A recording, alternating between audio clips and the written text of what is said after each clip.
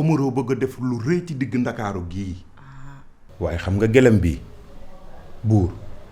buur xam naa ko du mooy gëlëm bi muy génn. waaw xam naa ko daan na fi ñëw.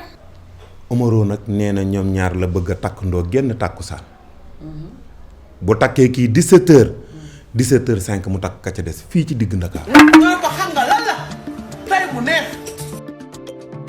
maire bi dugal na ma ci ay xat-xat jafe-jafe yu méttee manigancé li muy manigancé organiser li muy organiser bu jeudi bii gannaaw suba la ma bëgg may bàjjen. ñu def 4 ans ci benn jour ñu proposé la sa cousine nga accepté ko. mais dama bëgg a changer xelu nit yi suñu jour mariage ma offrir la cadeau. man kay solution bi leen rek la. li ma wax leen rek waxal ñu déglu. takkandoo ñaari gone yëpp ci gën takku sax. biru bi bari coow li bari. dama la ko ñaan pour la ma dégg dama la ko ñaan ngir yàlla. xam nga lan la sax waaw dana ñu wax takkal ku la neex defal lu la sax. waaw dana ñu na neex. waaye yow nen nga est-ce que. buur man xam naa ci ko du demee dem na de lu leer laa la wax. sama yaay ci boppam laay tàggool ku ne dem yoonam ndax lim ma bëgg a teg du ma ko nangu. Omar takk na jabar takk na doomu nijaayam buur yëg na ko mooy day sur le champ sur le coup. nit bu waxagul gor la waaye bu waxee nekkul gor tant que li mu wax jëfewu.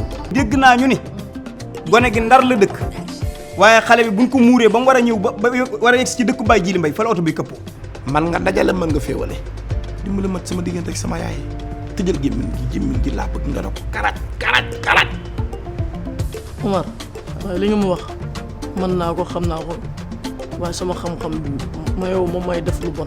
du ma ko ne waxoon naa ko de te di ngeen am gàcce gu rëy fii ci digg Ndakaaru. gàcce de duñu ko am ndax sama rakk ji nag lu mu ne ma ne ci suba guddi ngoon. yow xam nga ni le président Wally Ballago Seck the king of the nee na ma bis bi sama bis la lépp lu ci war maa koy def.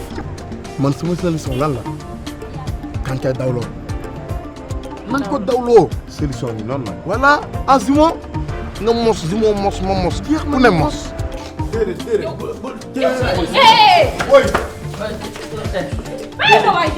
mariage bu ni sponsor kenn mos koo def ci àdduna yow rek yaa ko mos a def maanaam pourcentage lay laaj. sama xarit nga bëgguma ñu réeroo daa la jox 10% demal. 10% la ma koy def 10% kooku jëm mu toll ni man kii dafa bëgg façon xaalis bu xaalis la bëgg ci bopp foo ko fekk ci àdduna bu loo mën a séq ak moom rek bu xaalis ñëwee ngeen am problème loolu mënu ma ko muñ. non dégg naa la waaye léegi génn vas-y. s'il te plaît bu ma toro xam yow laa am. tabaate bay bëgg a dee.